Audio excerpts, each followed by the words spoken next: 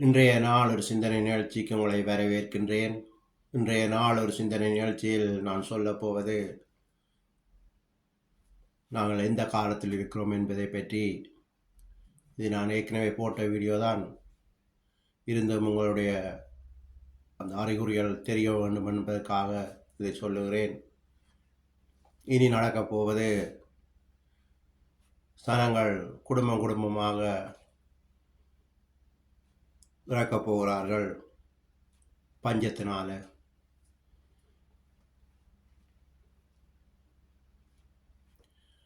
இதுக்கு ஆதார வசனத்தை பார்த்தீங்கன்னு சொன்னால், வெளிப்படுத்தல் 6:8 நீங்கள் வாசிக்கலாம்.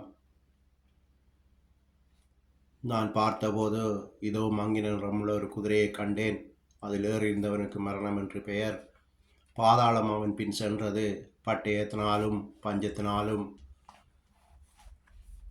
பூமியின் துஷ்ட மிருகங்களினாலும் பூமியில் உள்ளவர்களில் காற்பங்கில் உள்ளவர்களை கொலை செய்யும்படியான அதிகாரம் அவருக்கு கொடுக்கப்பட்டதுன்னு சொல்லி வெளிப்படுத்தல் 6:8 நீங்கள் வாசிக்கலாம். இப்போ யுத்தமெல்லாம் நீங்கள் கேள்விப்பட்டு கொண்டிருக்கிறீர்கள். அதனாலே சனங்கள் எவ்வளவு பேர் இறந்தார்கள். கொள்ளை நோயில் கேள்விப்பட்டீர்கள். கொரோனாவெல்லாம் நாங்கள் பார்த்தோம். அதிலேயே 7 லட்சம் சனங்கள் இறந்தார்கள். இனி பட்டயம் என்பது பஞ்சம், பட்டயம் என்பது யுத்தம். யுத்தத்தில் சனங்கள் இறந்து கொண்டிருக்கிறார்கள். அடுத்ததாக பஞ்சம், பஞ்சத்தினாலும் சனங்கள் இறக்கப் போகிறார்கள். அதுதான் இனி நடக்கப் போகிறது. இப்போவே ஆரம்பித்து விட்டது. சொல்லாமல் எல்லாம் பஞ்சகாலம் துவங்கிட்டது இந்தியாவில். இந்த வருஷம் கடைசியில் கேள்விப்படுவீர்கள், அங்கே சனம் செத்தது, இங்கே சனம் செத்ததுன்னு சொல்லி. இப்படியாக சனங்கள் இறக்க போகிறார்கள். அதுதான் நாங்கள் இந்த காலத்தில் இருக்கிறோம் என்பதை பற்றி உங்களுக்கு சொல்லுகிறேன். பைபிள் வெளிப்படுத்தல வாசிச்சிங்கன்னு சொன்னால் எல்லாம் அப்படியே வெளிப்பாடாக இருக்கின்றது. தேவன் எங்களுக்கு தந்திருக்கிறார். காலத்தையும் நேரத்தையும் அறிகிற ஞானத்தை எங்களுக்கு தந்திருக்கிறார். அதனால் நான் சொல்லுகிறேன். அதுக்கு முதல் 6:4 வாசிச்சிங்கன்னு சொன்னால், சந்தோஷம், சமாதானம் இந்த உலகத்திலிருந்து எடுபட்டுன்னு சொல்லி இருக்குது. வாசித்து காட்டுறேன், நீங்களும் வாசியுங்கள். வெளிப்படுத்த 6:4 அப்பொழுது சிவப்பான வேறொரு குதிரை புறப்பட்டது. அதன் மேல் ஏறி இருந்தவனுக்கு பூமியில் உள்ளவர்கள் ஒருவரை ஒருவர் கொலை செய்யத்தக்கதாக சமாதானத்தை பூமியில் இருந்து எடுத்து போடும்படியான அதிகாரம் கொடுக்கப்பட்டது. ஒரு பெரிய பட்டயமும் அவனுக்கு கொடுக்கப்பட்டது. நீங்களே பார்க்குறீர்கள், எத்தனை பேர் சாகிறார்கள். ஒருத்தர் கொன்று குவித்து இந்த யுத்தங்கள் எல்லாம் அதுதான் மாறி மாறி அடிபடுறார்கள். ஒருத்தர் கொள்றதுக்கு அதிகாரம் கொடுக்கப்பட்டிருக்கு. அப்படி இறக்கிறார்கள். இப்படியாக சனங்கள் இறக்கிறார்கள் பஞ்சத்தினால. அடுத்ததாக இறக்கப் போகிறார்கள். யுத்தம் ஆரம்பித்து கொண்டிருக்கிறது. இனி பெரிய யுத்தங்கள் வரும். அதில் சனங்கள் இறப்பார்கள். எனவே தான் சொல்லுகிறேன், உபத்திர காலங்கள் உலகத்தாருக்கு ஐயோன்னு சொல்லி.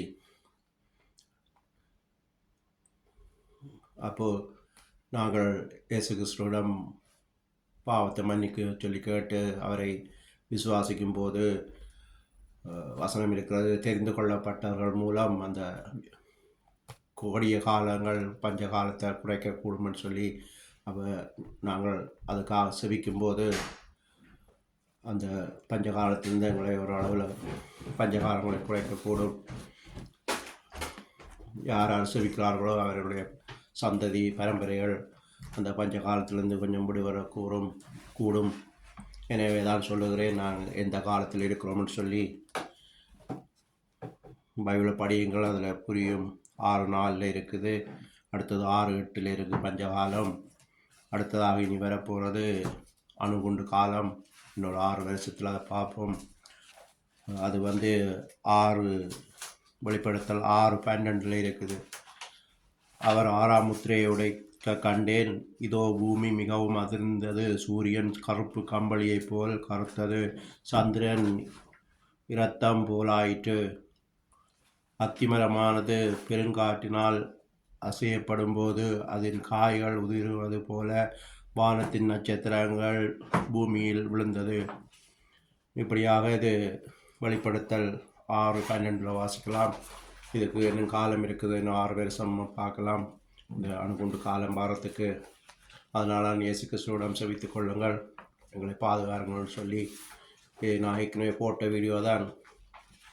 இதை கேட்டாவது மனம் திரும்பி இயேசு கிறிஸ்துவை ஏற்றுக்கொள்ளுங்கள், பாவத்தை மன்னிங்கள்னு சொல்லி அவரிடம் செவிக்கும்போது நாங்கள் ஒவ்வொருத்தர காலத்திலிருந்து கொஞ்சம் எங்களை பாதுகாத்து கொள்ளலாம் என்று சொல்லி இன்றைய நாள் ஒரு சிந்தனை நிகழ்ச்சியை முடித்துக் கொள்கிறேன். நன்றி, வணக்கம்.